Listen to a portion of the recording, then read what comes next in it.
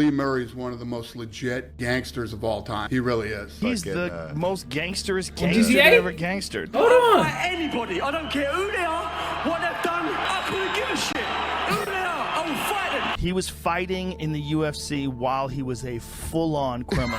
Imagine a guy that's that good at MMA and fighting London, is England. actually a real bank robber. He was a part of the biggest bank robbery in like the history of Great Britain. A bunch of fighters put on tactical gear and robbed $50 million, where they came in with ski masks and bulletproof vests, machine guns, and then he jetted off to Morocco for a little bit, was hiding out over there, and then eventually got caught, and now he's in jail. Look, he committed a crime. No one died. They nicked a few quid. There's worse atrocities going on in this country now. People getting less prison, but worse things. Something's drastically wrong. It's corrupt.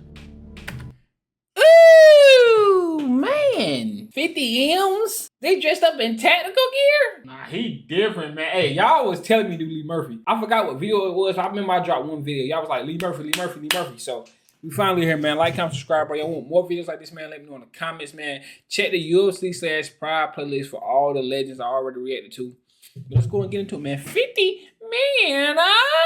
Born on November 12th, 1977, Lee Murray grew up in the tough estates of South London with a British mother and Moroccan father. Lee grew up in Woolwich. He grew up on a council estate, which is the equivalent of the projects. His childhood was turbulent. His father, Brahim, was violent and often drunk until one day Lee fought back, knocking him out. Soon after, his father left, leaving Lee's mother to raise him and his younger sister. His childhood in Woolwich exposed him early to crime. Barnfield Estate, it was full of armed robbers. Yeah. There was armed robbers fucking up there, left, right and centre, driving their nice cars, looking good, dripping with gold. And by his teens, he was running with a local gang known as the Buttmarsh Boys, fighting regularly to defend their turf. From like the age of 15, I think it was, so we knew two things, the street and how to fight. We almost became family, all the youth. I was like the big brother, the uncle. They had problems, they would come and tell me about it, and we'd go and sort it out. Lee, he was the main one for drama, and he would come to me quite a lot and tell me he's got That motherfucker look crazy. I ain't gonna lie. You like Lee, he was the main one for drama, and he would come to me quite a lot and tell me he's got a problem and someone was pissing him off. So we'd go to the person's house sometimes, knock on the door and arrange a fight there and then, go on the grass, and I'd referee the straightener between Lee and whoever he had the problem with. And yeah, it happened quite a lot. Lee was kicking the fuck out of people that were like 4, 5, 6 years older than him, absolutely annihilating them. His wild, windmilling brawling style and protruding ears earned him the nickname Alien. Among the boys he grew up with was Paul Allen, a close friend who remained by his side from street scraps to the world of professional fighting and later crime. His best friend was Paul Allen. He was a known criminal, had previous for violence and all sorts, and was almost his wingman. Paul and Lee, best mates. They were best mates. They actually went to school together, primary school and infants and stuff like that. They known each other all their life. As a teenager, Murray was expelled from school and sank deeper into street life, dealing cocaine and cannabis around the Barnfield estate while clashing with rivals. It was hashish and maybe some trips and some ecstasy up until about 95, and then crack cocaine came in. And what about you? Changed everything. Between the ages of 16 and 20, he was in and out of prison. He was arrested multiple times for assault and theft, serving short spells in youth detention. If there was a beef and he wanted to settle a score, Mark, I need you to come with me. You know, he was always fucking kicking off. Right. He was always kicking off. By now, he had embraced the gangster image, building his physique in the gym, flaunting flashy cars, and intimidating even the local police. Fighting became his outlet. Murray claimed to be a veteran of hundreds of street fights, developing heavy hands through constant bare-knuckle scraps. Friends, including future accomplice Mark Epstein, swore they never saw him lose a fight. His fearsome reputation on the streets would soon carry him into a new never lost. I'm 100, never lost arena, the world of mixed martial arts. I wanted to document this so we had an accurate record of what really happened. They were the first videos I ever watched. It was at UFC 1, UFC 2, Savage Combat with Pele. When I watched it, I thought, oh, I've got to learn this. So I noticed that whoever was good at jiu-jitsu was winning the fight. I started getting to know Lee 14, 15, and he's bringing me goods, and I see potential in these kids from young. And Lee took me training. He was brilliant, Brilliant fighter. In the late 1990s, as he dodged jail time for gang activity, Lee Murray discovered mixed martial arts, still underground in the UK. In December 1999, he fought his first amateur bout at Millennium Brawl, winning by first-round knockout. Hooked, he began training seriously at London shoot fighters under the railway arches in southeast London. His hands were already hardened, each finger broken at least once, and what he lacked in polish he made up for with raw aggression and power. After his second fight, where he won by submission, Murray wanted to sharpen his skills. Determined to evolve beyond street fighting, he set his sights on America and joined Pat Militich's gym to work on his ground game, integrating wrestling and submissions into his style. I think I got a phone call from him asking if he could come over and train. Then he flew over from England, I think. Man, he got some dogs in it, man. What? Lawler? Hughes? Lee was looking to improve his ground skills, improve his wrestling, and train with a bunch of killers and get some guidance possibly from me. That training led him into a four-man tournament in Wisconsin. Lee Murray from London, England. I'm a valid judo fighter. I come here to fight today in the ultimate bout. I know nothing about the guy that I'm fighting, so I just wait and see what happens. Where he reached the finals but lost by Kimura. After the loss, he set his sights on improving his jiu-jitsu and began training under veteran fighter Remco Pardal. Lee Murray called me early 2000s. He trained jiu-jitsu at that time. I think he had 3 fights on his record. He just called, I'm leaving UK and can I visit you for training? He showed up and we were cool from day one. What was he like in the gym? Sort of 5 guys in my life, which were like so gifted to become the absolute best. Lee was one of them. Then I always put people at my parents' home. Because then, I don't know if you have money, if you have no money, you know, there's food and he has a bed and everything's fine. You don't need to think about it. So Lee really took care of my parents. He did the groceries, he helped my mama, he put 50 euros on the carpet for my mama, you know. He really took care of them, you know. Yeah, like, real nigga. He a real one. And Lee was like relentless in it, going the extra mile. In his next 5 fights, Murray went unbeaten, scoring a knockout of Gary Warren and a submission win against Kama Bumna.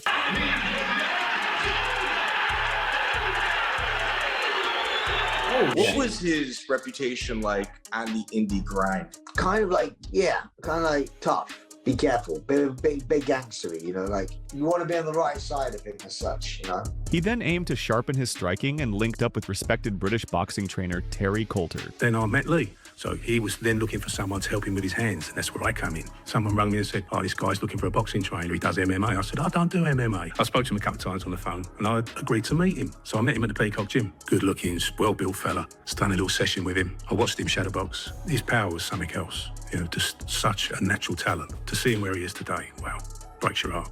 In July 2002, the UFC brought Brawl at the Hall to London's Royal Albert Hall for UFC 38, the organization's long-awaited debut in England. Pat Militich's camp was invited as ambassadors for the event, and among them was Lee Murray, who attended alongside his new boxing coach, Terry Coulter, and his lifelong friend, Paul Allen. That's crazy because it all puts, it's like, bro, I just watched Matt Hughes in that fight. We were the honorary guests. For Murray, it was a breakthrough moment. This night was his first brush with the UFC spotlight and the beginning of real recognition as one of Britain's most dangerous rising talents. But that recognition wouldn't come from his performance inside the cage. It would come from the chaos that erupted later that night. I didn't hear about Lee Murray until the night of that fight. He liked going out. He loved dressing in flamboyant clothes. I mean, I used to put clothes on. I'd look at him and go, really? Like, going out like that? But he could. Stop playing. Fights are over. We get bussed over to China White. After the event, the fighters, coaches, and entourages gathered at a London nightclub to celebrate. Late into the night, tensions flared when someone from Tito Ortiz's group jokingly jumped on Pat Militich's back. Murray's camp mistook it for a real attack. The whole thing started because 2 friends were playing around. Tito Within Ortiz, seconds, the man. misunderstanding erupted into a chaotic street Gotta be brawl, Tito. an incident that would soon become part of MMA legend. It had something to do with one of Tito's buddies was jumped on Pat Militich's back. One of Pat Militich's guys knocked him out. And then Lee Murray's guys went up jumping in on Pat Militich's side, which is all just a big misunderstanding. Like just trying to break it up. And some guy hits me in the back. Oh, you know you didn't. So I start walking at him, taking my watch. I take my watch out, put it in my pocket, and crow out. Just drop it. And these guys are all fighting. And if I didn't know you and you're hitting somebody I knew, I just come on, just drop you. So, but the cops showed up. Well, I grabbed the first girl I saw and said, hey, you want to get some lunch? And just walk right by the cops. I was the only guy not detained that was in that fight. Walk right by. Quick little 7 body count on the floor in the streets of England, and I'm out. Yeah, it's more like 5. And someone took a swipe. That was in at England? Paul Allen, and Paul Allen knocked the geezer out. And then Lee was laughing. Well, I should have known that because the fight was in England, my stupid ass. But Tito went for Lee. Witnesses claim Murray traded punches with Ortiz and dropped him with a flurry of blows before the brawl was broken up. As he run at Lee, throwing a left hook, Lee in with a 5-punch combination, mate. Smack, smack, smack, smack, smack. And he was gone with the first shot. Absolutely done. All of the stories about Lee knocking out Tito are 100% true. Pat and all the guys were there. Others, including Ortiz himself, remember it differently. Where apparently Tito Ortiz got knocked out by Lee Murray. Not true at all. Lee Murray took a swing at me, missed. I took a swing at him, I clinched him, I kneed him. He clipped me, dropped me, and I popped right back up. Cops came. Oh, that's happening here. He dropped you. Oh, he dropped you. Yeah. Oh, yeah. Finish him. Sorry, no. I kneed him. He clipped me, dropped me, and I popped right back up. Cops came, broke everybody apart. I was never unconscious at the time. In my whole career, I've never been unconscious. I think those stories were fabricated a lot to try to time. In my Tito whole career, ain't never getting out of that before? Cops came, broke everybody apart. I was never unconscious at the time. In my whole career, I've never been unconscious. I think those stories were fabricated a lot to try to build Lee Murray up. The rumor is that Tito got dropped. Did he get dropped or he slipped? Okay, dress shoes on fighting on the street, and all I can say is, well, I didn't see it, so whatever happened happened. But when I turned around, he was. So when the cops showed up and I looked back, people were holding him back from chasing after the guy. So, I mean, trying to get to what's his name. So if he got dropped, there was this flash knockdown. It definitely could have been a slip. Was that the only time you and Tito ever kind of like fought together? Yeah. Over the years, those who were there have told conflicting versions of what happened. But one thing everyone agrees on, that night cemented Lee Murray's reputation as one of the most volatile and feared men in MMA. The next morning, the story spread like wildfire. Lee Murray, the brash Brit, had knocked out the reigning UFC light heavyweight champion in a street fight. 3 months later, Murray was back in action. In September 2002, he faced Amir Ranavardi at Millennium Brawl 8. The first one I had with him was against the guy, Amir Ranavardi. And I remember going out to do something, and I walked down, and the other guy's changing room was half glass. And I looked in, I watched him warm up on the pad. And I just thought, okay. So I went back in the changing room. I said, Lee, left hook beats his key. So straight away, as soon as you go out, bend the knees, throw the left hook. The fight barely lasted a breath. Murray stormed forward at the opening bell and landed a thunderous hook that ended the contest in just 4 seconds. One of the fastest finishes in British MMA. 4.5 seconds. Bing. Just amazing. Amazing. The lightning quick finish perfectly matched his growing nickname. Where did the lightning come? When he hit, it looked like, like this old fastball. Nobody said fight. He's had the lightning. It's what you saw, it's what you felt, it's what you envisioned every time. The community as well was talking about nicknames, and then he said, there he is, lightning. Someone nicknamed him Lightning. He earned that name. And Lightning Lee Murray. Riding high from the Ranavardi knockout, Murray's confidence was at an all-time peak. 3 months later, he faced seasoned Brazilian striker Jose Pele Landy Jones, a respected veteran known for his explosive stand-up game. In the second round, he countered with a clean right hand that sent Pele crashing to the canvas, out cold. Lee Murray, the crowd going crazy. Knock him out. See what? You've only got to get touched by Lee, and that was it. It was lights out. The crowd going absolutely mad with the announcement that Lee Murray is the new world light cruiserweight champion. Just natural. He's a natural fighter. Hardest man who's ever walked in that door, Lee Murray. 100%. That performance didn't just make headlines in the UK, it got the attention of the UFC. So everybody's like, yeah, Dana's gonna call. And Dana called. In January 2004, Murray made his debut at UFC 46 in Las Vegas, 26 years walking old. That out nigga in an 6'3". orange prison jumpsuit and Hannibal Lecter. That Hannibal Lecter mask is tough. I ain't gonna lie. That's tough. That's still one of my favorite characters in the movie of all time. Mask. When he come out, when we was in the changing room and he got the gear out and put it on, I went, what the fuck? I didn't even know. I didn't even know he was going to do it. That's funny. I ain't going to tell him not. You know what I mean? It was mad. It was great. The legend of Lee Murray was created that one night in London. Yes, it was. Lightning Lee Murray is a devastating striker. Nasty one-punch. He said, man, I'm going to be here one day anyway. Fuck it. I'm going to be wearing a prison suit anyway. Let me knock a nigga out. Vicious right hand and an angry street brawling guy. It was absolutely electrifying. It was an experience for me, let alone him. Against Jorge Rivera, he showed his evolution as a fighter, locking in a triangle choke and transitioning to an armbar for a first-round submission win. This is a bad spot. Can he finish? And it's all over. It's all over. Lee Murray got it done. Submission. Whoa. Well-rounded Lightning Lee Murray shows he's got ground skills to go with those nasty hands. Victory in his UFC debut. I'm the man, he says. After defeating Jorge Rivera, Murray seized the microphone and called out Tito Ortiz, reigniting their unfinished rivalry from the London street fight months earlier. Tell us your thoughts on your former street fighting opponent, Tito Ortiz. Tito Ortiz, if he wants to fight me here, I'll fight anybody. I don't care who they are, what they've done. I couldn't give a shit. Who they are, I will fight them. Oh, Tito standing up! And no matter what he says, my name's always going to be in the back of his head. Tito Ortiz, Lee Murray. Could that be something we see somewhere in the future? The bold challenge grabbed headlines and cemented Murray's image as the fearless British brawler willing to take on anyone, even the UFC's reigning champion. The UFC was ready to offer him a lucrative contract. There was no one was going to get me away. I knew tonight was going to be my night. I've waited a long time for this.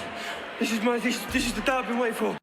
It was all going well, until trouble found him back home. Just 1 month before his UFC debut, Murray was involved in a violent road rage incident on Christmas Day in England. He's like cut up in front of me and smashed in front of my car. He was driving with his pregnant wife and young child when another driver began acting aggressively, reportedly reversing his car toward Murray's vehicle with his family still inside. That's when my dad just kind of lost it because he'd seen my mum on the floor hurt and she's screaming. Enraged, Murray gave chase, forced the other driver to stop, and dragged him from his car. The beating was brutal. The man was left with a broken nose and a concussion. When I see their wife, 8-month pregnant wife on the floor, and the daughter in the car screaming, and he's just constantly ramming the car.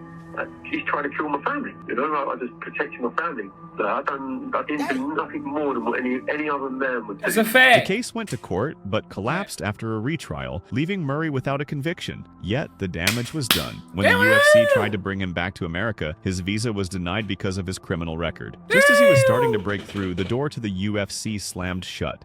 Lee was applying for a visa to go to America and they cancelled his visa. They contacted the American authorities and said that Lee was on bail for attempted murder. That was the Yeah, he probably did too much. He could have just put hands on him, just left him alone. He probably just overdid it. Damn, Lee. Fighting for the UFC. His UFC career ended at 1-0. If they had on his card here on a trumped up load of rubbish, so he couldn't get his green card to go out there, no way would he have done that robbery. He'd have been in the UFC. 100%. So that's the only fight he had? Nah, never is that the only fight he had. Never did the police do that. Come on, bro. Hey, bro, come on now, dog. Come on, man. Let me know what y'all think about that in the comments. That's dream. Crazy, bro. No way would he have done that robbery. He'd have been in the UFC. 100%. That was his dream. Yeah, I think Lee would have been something special. I think it'd have been a lot bigger than Conor McGregor. Murray shifted his focus back to the UK scene. He still had the swagger, the power, and the belief that he could hang with the best in the world. That confidence set up his next challenge, a matchup with a young Brazilian phenom who would soon become one of the greatest fighters of all time, Anderson Silva. At Cage Rage 8 in London, Murray tore a Brazilian flag patch from Silva's shorts during the face-off, promising to knock him out just as he had Pele. I remember Lee Murray picking up the Brazilian flag and put it in the ground. Lee Murray no respect my country. I think, why? This is sport. But inside the cage, Silva's precision striking and composure proved too much. He fought the goat. He fought the spider. Nah, they did Lee Murphy dirty, bro. I ain't gonna lie. Lightning Lee Murray was a bad motherfucker.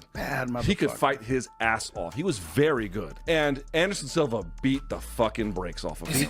In London, in front of Lee Murray's hometown crowd, and did it with a certain gusto. Murray showed heart and toughness, but lost by unanimous decision after 3 hard rounds. It would be the last time Lee Murray ever fought professionally.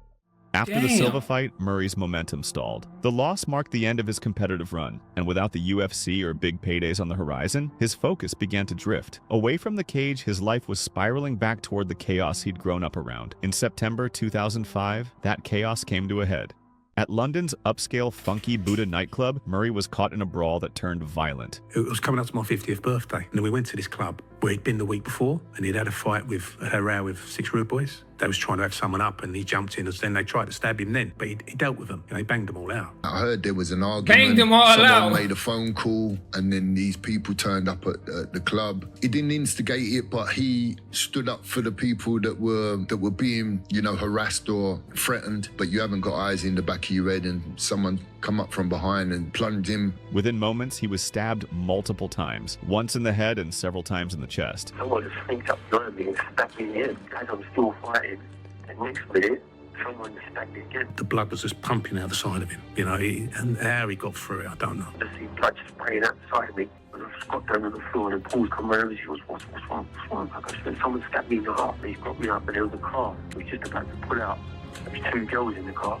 He's opened the car door and pushed me and he's gone, look, get into the hospital, get into the hospital. One knife strike punctured his lung and sliced an artery near his heart. He Damn. collapsed, blood spraying from his chest, and was rushed to hospital. On the operating table, he technically died 3 times before doctors revived him. I'm sure they said it was 3 times that they had to resuscitate him. In what became one of the most infamous attacks in MMA folklore. Remarkably, he Damn. survived. When he woke in intensive care, swollen and scarred, he scribbled a single word on a notepad: warrior. And I think he discharged himself after a week. I actually ran into Lee Murray right after he got stabbed. It stabbed wounds all over him, and they were still fresh. Days after Lee Murray got stabbed. He's walking around a event with all the stitches still in him and everything's still fresh. Lee Murray's one of the most legit gangsters of all time. He really is. Murray returned to the gym within 3 weeks, but his fighting career was finished. That fucked him. Yeah. That finished him, you know, as a fighter. Covered in surgical scars, no commission would license him. At just 28 years old, the man who once looked destined for UFC stardom was out of the sport and soon turned his attention to something far bigger, the crime that would make him infamous. After that stabbing, I think that was his mentality was, you know, I don't think I'm going to be fighting again for a while. He's got to heal up. So an opportunity came his way, and he took that opportunity. I mean, he got stabbed a bunch of times. That's crazy. And should have died. And lived, and then next thing he's hitting mitts, and then after that he's planning a bank robbery. What a fucking crazy! What a fucking maniac! What a nut. After his near-fatal stabbing, Murray moved from fighting to planning a score. He teamed with local fighter Leah Rusha and a small crew from his criminal circle. An inside man was recruited, security guard Amir Heisenai, who secretly filmed the depot and passed on access details. The gang hoarded police uniforms, body armor, weapons, disguises, and rented vehicles, including a 7.5-ton box truck they had used to haul the cash. In the early hours of 22nd February 2006, the plan unfolded. Posing as police, men in reflective jackets stopped manager Colin Dixon on the road, handcuffed him, and bundled him into a van. Another pair took his wife and young son from home and held the family hostage. Using Dixon's clearance, the raiders walked into the Tonbridge Securitas depot, overpowered staff without firing a shot, bound employees, and forced Dixon to open secure areas. For roughly 40 minutes, they loaded pallets of banknotes into the truck, sacks, duffels, and trolleys piled high. When they drove off into the night, the gang had taken about 53 million pounds in cash. The hostages escaped and raised the alarm only after the robbers had gone, and Britain woke to one of its most audacious heists. Britain's biggest ever robbery took place in the early hours of this morning in Kent. It was a crime like no other. A raid on a cash depot during which robbers made off with an incredible £53 million. How much is 53 million pounds in American dollars, man? How much is 53 million pounds in American dollars? Hold on, I gotta make sure I read that right. Hold on, man. That's $71 million! He robbed them for 71 mil! During which robbers made off with an incredible £53 million. They'd held staff hostage before loading up a lorry with cages and even shopping trolleys full of banknotes. The Bank of England confirmed that at least £25 million was taken, and it could be much more. There was so much cash, the bandits needed a full hour to load it into their truck. They've taken hostages. They've taken a young woman and her 8-year-old son and held them at gunpoint. They've terrorised 14 members of staff. The robbery shocked Britain, but the cracks appeared quickly. Within days, police found abandoned vehicles, disguises, weapons, and... Oh, y'all supposed to burn that. That car supposed to have been dust. Man, that car supposed to have been dust. What is y'all doing? Appeared quickly. Within days, police found abandoned vehicles, disguises, weapons, and millions in cash. A makeup artist who had supplied latex prosthetics turned informant, and surveilled... Motherfucker use a makeup artist. Are y'all goofy? Y'all don't think she was gonna rat? Come on, man. I'm trying to figure out how they could have got away with it. Millions in cash. They lost the from the makeup jump. artist who had supplied latex prosthetics turned informant, and surveillance linked the depot guard Heisenai to the inside job. Soon key crew members, including Rusha, Jetmir Bouchpapa, and others were arrested, and millions of pounds were recovered in garages and lockups. Murray, however, had vanished. 4 days after the heist, Murray and Paul Allen slipped across the channel, traveled through Europe, and reached Morocco, where Murray claimed citizenship through his father. At the time my dad was in Morocco. Yeah, I spoke to him and he said to come here. That status meant he could not be extradited under Moroccan law. In Rabat, Murray and Paul Allen bought lavish mansions in one of Rabat's wealthiest districts and spent heavily on marble floors, gyms, and even a mural of his UFC win. Did you see Lee Murray? Yeah, stop playing! Man went to Morocco on that goof ass, man. Y'all got me messed up.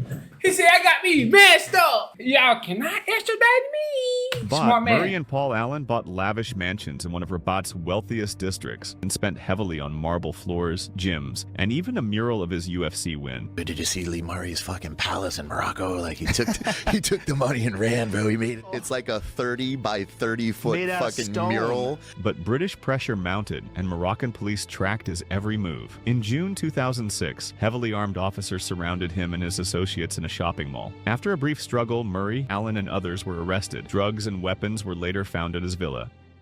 Back in Britain, the net was tightening. In 2007 and 2008, several of Murray's crew faced trial at the Old Bailey. Leah Rusha, Jetmir Buckpapa, Stuart Royal, and Roger Coots were all convicted and handed life sentences with minimum terms of 15 years. Inside man Amir Heisenaj received 20. Makeup artist Michelle Hogg escaped jail by turning state's witness. Paul Allen, extradited from Morocco, eventually pleaded guilty in 2009 and was sentenced to 18 years. Murray, protected from extradition by Moroccan citizenship, was tried there instead. In 2007, he first received 8 months for drugs and assaulting officers. Then in 2010, a Moroccan court convicted him for his role in the robbery, sentencing him to 10 years. On appeal, prosecutors argued it was too lenient. The Kent police appealed the sentence. Oh, they died 10 years? Oh, boy, I'd have hid some money. I'd have took them 10 to the chin. Oh my God. They didn't think that the 10 years was enough. The court agreed and more than doubled his punishment. 25 years in prison. Give him the 10, government here kicked off, give him another 15. Look, he committed a crime. No one died. They nicked a few quid. There's worse atrocities going on in this country now. People getting less prison for worse offenders. Something's drastically wrong. It's corrupt. I believe there was a deal done between both governments. The trial was historical. It's never happened before. He was the first person to be tried under British law in Morocco, so the British government will wash their hands of him. Murray received the longest sentence of them all. Why should I be doing 25 years when everyone's doing 15?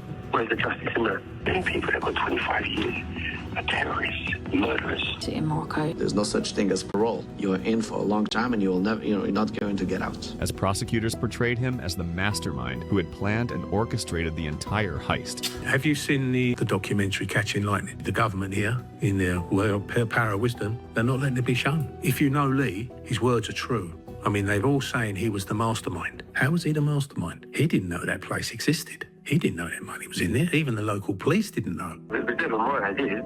I got asked to be involved in it. I weren't up for it in the beginning. But then obviously kept telling me no one's going to get out. It's going to be so easy. It's going to walk in and walk out. It kind of convinced me into doing it. This robbery was happening, whether I was involved or not. He made me out to be the mastermind. I wasn't a mastermind. I didn't have control of it. I was just involved just like anybody else. I wasn't the one that come up with the idea. I wasn't the one who lives in Tunbridge. I wasn't the one who knew where the depot manager lived. I wasn't the one who had someone who worked on, or some people who worked on the inside. That cannot be the mastermind. Even behind bars, Murray's notoriety grew. They could have got away with it though. It's a dang, but motherfuckers don't know how to rob. Y'all don't never watch. Like, bro, y'all gotta.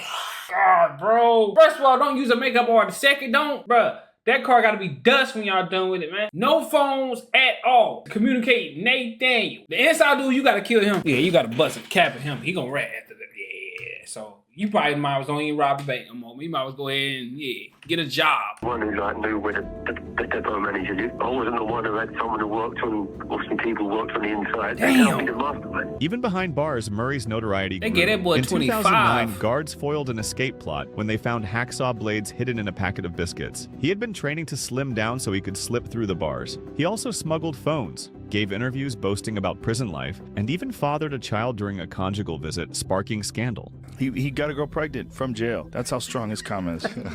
Stop playing with These him. stunts saw him move to a high-security facility with tighter restrictions.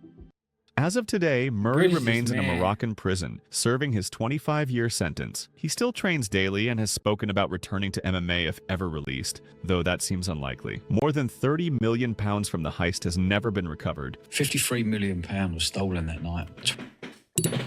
Hey, hold on. He got booked in 2010, 25, 2035. He got about 9 more years, boy. He gonna be happy than a boy. How old is he? He was 23 when he fought for the first time in the UFC.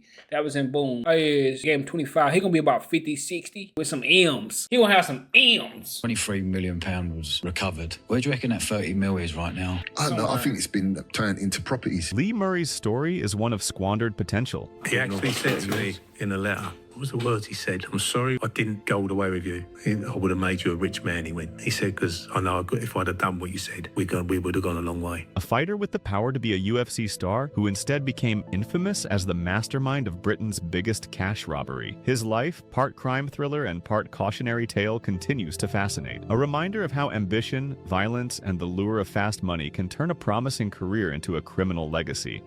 Yeah, it's a damn shame. I just hope he's released soon and he's allowed to come home and be with his family. To see the way he went and where he is now, man, it's such a shame. I'm be honest with you. Turn back the clock and change what I've done. No, I wouldn't change what I've done. I am who I am today, and turn back the clock and change what I've done. No, I wouldn't change what I've done. You know what? You know why he's saying that? Because he is paid. He said 25. Let me know in the comments. What would y'all do? Y'all rather stay? I mean, would you rather say like pour your whole life, struggling your whole life, or go to jail for 25 years and have M's when you get out? So 100 years poor, 60 years. And then you got M. I mean, money don't mean nothing really. Amplifies who you already are. But, man. I am who I am today, and I'm happy I am today. And back in those moments, I didn't think right. You know, I didn't think Heist was crazy. I didn't think of the future. You know, what I think now is totally different. I'm sorry to the victims of the robbery. I had a lot of people, my own family as well. There's no way I could use outside and not be involved in it, mate. All plan is to open up my shit and find my life. Fight in my blood. The reason why they felt like he was the mastermind because he's so popular, the Heist probably wouldn't have been as popular. It probably would still been popular because it's 53 million. But it probably wouldn't have been as big if he wouldn't have had a UFC fighter name attached to it. The fact that it had his name attached to it, it was like, bro, we gonna have to hit him across his head. Bro, I love stories like this because it's like, bro, they could have got away with it. They could have got away. And they still got money saved up. That dude, that manager who only got like 10 years, 15 years, I know he got money stashed, bro. You got 53 million, bro, $30 million they didn't find, bro. They didn't do no job. All they did was give them boys a punishment. The boys who got life, they started crying for real. They was hurting. The ones who didn't get life, they like, oh my God, thank you. They gotta stay alive though. But look, man, like, comment, subscribe, bro. This Lee Murphy story is crazy, bro. Cause it's like, bro, I be trying to think of different ways where I can rob a bank and get away with it, or rob something. Well, I also got something to tell y'all too. He said nobody knew that money was in there. I don't know what y'all be thinking, or y'all be in La La Land or something. But I live, I ain't gonna say what exactly I live. I live in Myrtle Beach, South Carolina. There's places in Myrtle Beach, South Carolina, buildings that it stands as like a building that's like, there's nothing no there. I'm gonna see y'all next video. Y'all already know what's going on. And this is a good video. I like videos like this, bro, where it's like, it's tough. I like it. Send me more videos like this to watch, bro.